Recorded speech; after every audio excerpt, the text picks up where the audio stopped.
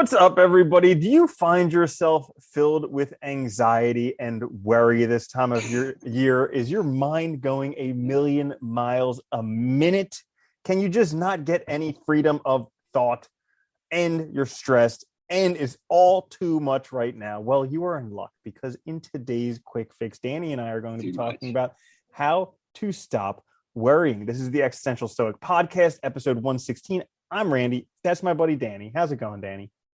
How's it going, Randy? Oh, I think, it yeah. is Okay. great. Yeah, Yeah. I've had some worries in my life from time to time, and I think we have some great hints for how to stop worrying. Yeah. I think it's really too common right now too. The new year coming up, the feeling that pressure too of starting again or wanting to be where you want to be, and all. There's a lot of stresses right now. It's crazy. Absolutely. And I'm glad you said stresses and I said worries because a lot of people I've read a few books on anxiety, stress, worrying, and really most of the things that we consider stress is just worry, and worry can be handled pretty well. And actually, if you guys hang around till the end of the episode, I will share a couple really good books with you on how to deal Ooh. with worry. I Ooh, know. You nice. see how I I just like that. incentivized everybody to listen to the You whole did. episode? I like that. That's a good incentive too. Very nice. All right. So, this episode, we're just going to do three quick fixes each. Nice short episode for you guys, and hopefully you'll get something out of it. So, since I introduced the episode, I'll go ahead and start. My first tip for how to stop wearing is keep busy. You see, Yeah. the idle hands are the devil's plaything, and the same thing with the idle mind. If you're not doing anything, you're going to have a lot of time to think. And we're one of the most stressed out generations because we have the most free time available. People are just sitting around the house, not doing anything.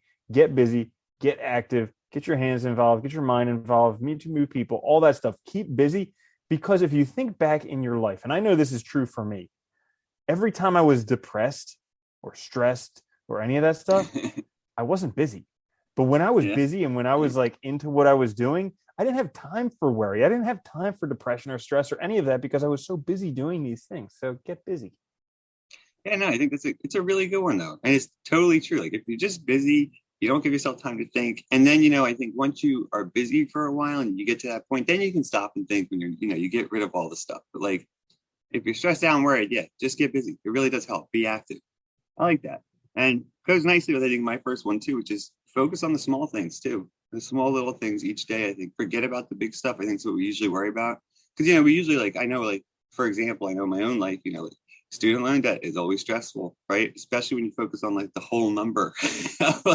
Instead of looking at how can I pay a little bit extra each month, or how can I do this, or how can I just address them for now so I can get through and then deal with them when I'm able to, whatever your solution is.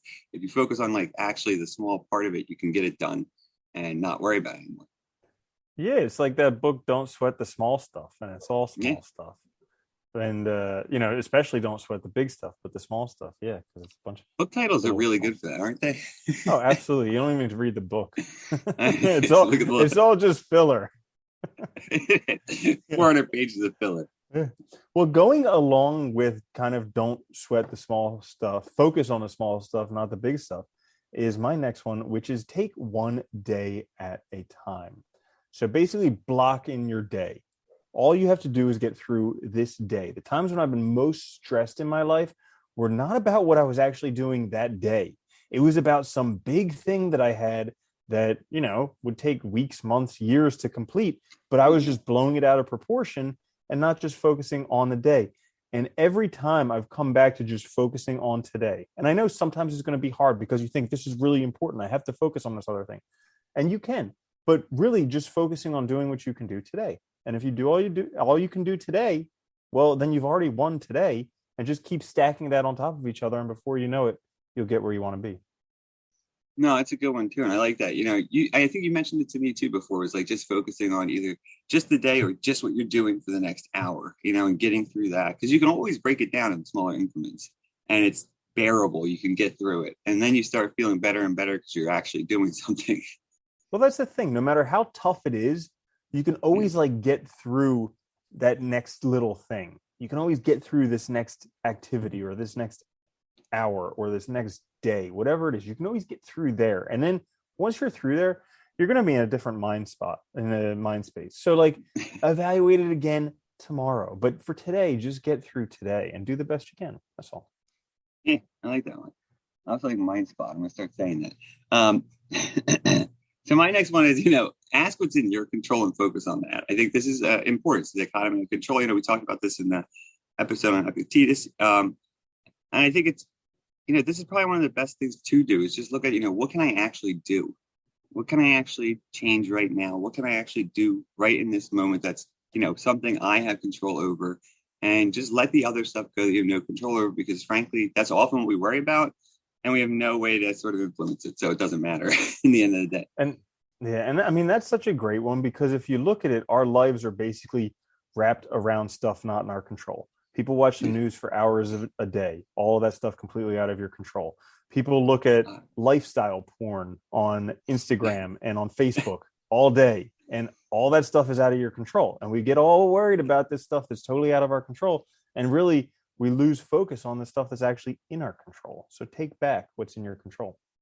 Yeah.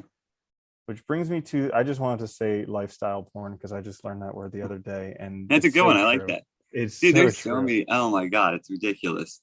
It really is. Like, yeah. So the last one that I have for how to stop worrying is focus on how you can please or help someone every day. So a lot of the time we're focused worrying about ourselves, and we're not thinking about the other people. And really, once we start thinking about other people and how we can help them, how we can improve their day, how we can make their lives better, all of a sudden we stop worrying about our life. We realize how awesome our life already is, and then we can just focus on giving to others. I like that too, because it gets you out of your head. It gets you out of your sort of your own worries, your own head, and gets you looking at other things, which is a great way also to kind of like help sort of deal with these worries and stresses we have. Works nicely too with my last one, which is just breathe and get perspective. I think sometimes it's the simple things work really well. Sometimes just doing breathing exercises, giving yourself a break, going out, taking a walk, getting away from wherever the space you're in that's worrying, gives you perspective, allows you to sort of think differently and, get through it and make those changes that'll help. Yeah. Absolutely. That is a great one, a great way to wrap it up. So there you have it. 6 quick tips for how to stop worrying. And if you're one of those special people who hung around until the end, there are 2 awesome books I would recommend for all of you guys who do worry, have anxiety, maybe even panic attacks or whatever it may be. The first book is a newer book called Dare, D-A-R-E, by Barry McDonough, Joe Barry, something like that. Yeah, it's a great book. Aside from me butchering the name, it's a great book on dealing with anxiety, panic attacks, worry, all that stuff. And the second book is a classic that actually, it's not even his most famous book.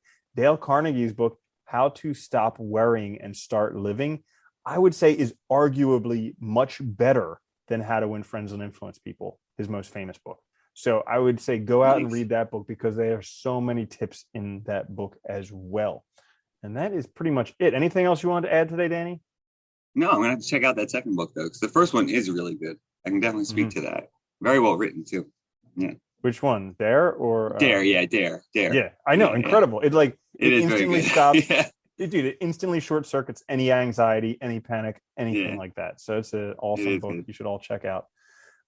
Anyways, thank you all for joining us for the Existential Stoic podcast today. Make sure to check us out on YouTube and also all in the podcast services. Subscribe, share, interact, all that fun stuff. And, hopefully you got something out of this. Thanks for listening. I'm Randy. That's Danny. And we'll see y'all next time. Later, Danny. Later, Randy.